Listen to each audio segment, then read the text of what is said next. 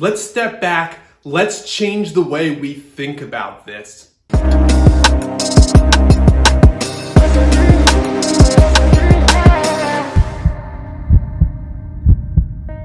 Hey, Ryan Kearns here again, and I really want to talk to you about the term and the thinking behind biohacking.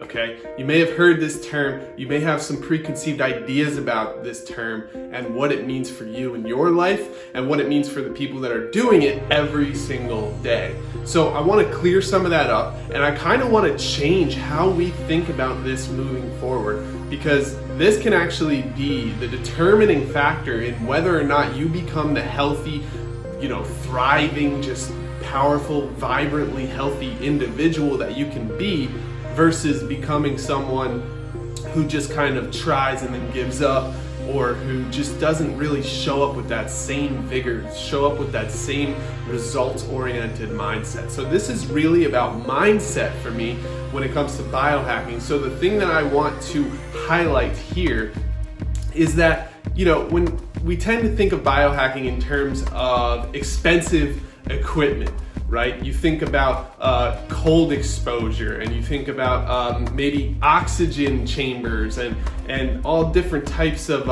light therapy, like light exposure, and different things that we can do to heal the body. Are those things part of biohacking? Yeah, absolutely. But are they what biohacking is, right?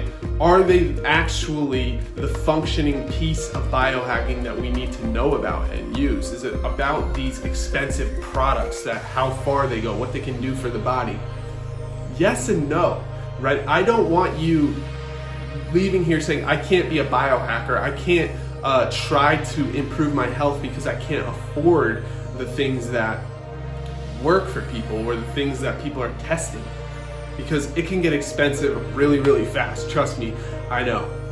I've personally bought a sauna. I've personally bought different light therapy tools. I've personally bought different ketogenic tools to help my body get into ketosis. I review all of these things for free on my YouTube channel so that people can learn about what works best for biohacking. Now, here's the thing.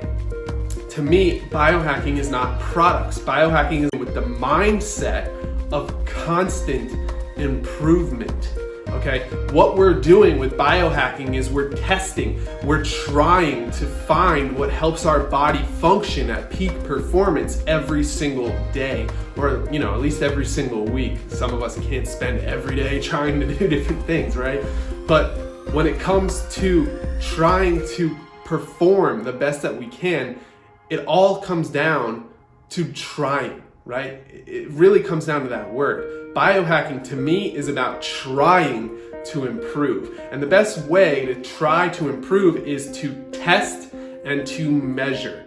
Okay, so we test out this thing that we think is going to improve our health. We measure the improvements in our health, whether that's in our sleep, our energy levels, our mood, whatever we're trying to change. From there, we take that, we look at the results. Did it help us improve or did it not? And we look at it very objectively, and we make our decisions based on that. If you don't want to be the guinea pig that you do these tests on, right? I think it's fun. Other people like it. They think it's fun. You don't have to. You can actually just look at the other people who are trying it, and you can try some of the things that they're trying. Instead of testing and measuring meticulously and figuring out what works and what doesn't work, you can look at what's already working for people that are already in this field, like myself. And then from there, it really cuts the learning curve a lot, because you can just try what I'm trying, see if it works, if you like it, if you don't like it, if it doesn't work, and then you cut it out if you don't like it or it doesn't work, and you keep it if it works or if you like it. So it's that simple. And in that case, you don't need the expensive tools, the expensive, elaborate things like a cryotherapy chamber or a hyperbaric chamber for oxygen. You don't need those things in order to biohack. Instead, you can just try to improve little by little each day. Dial in your supplements, dial in your nutrition, dial in your exercise, right? Dial in these different herbs that you can use in order to heal from Lyme disease, and watch what happens.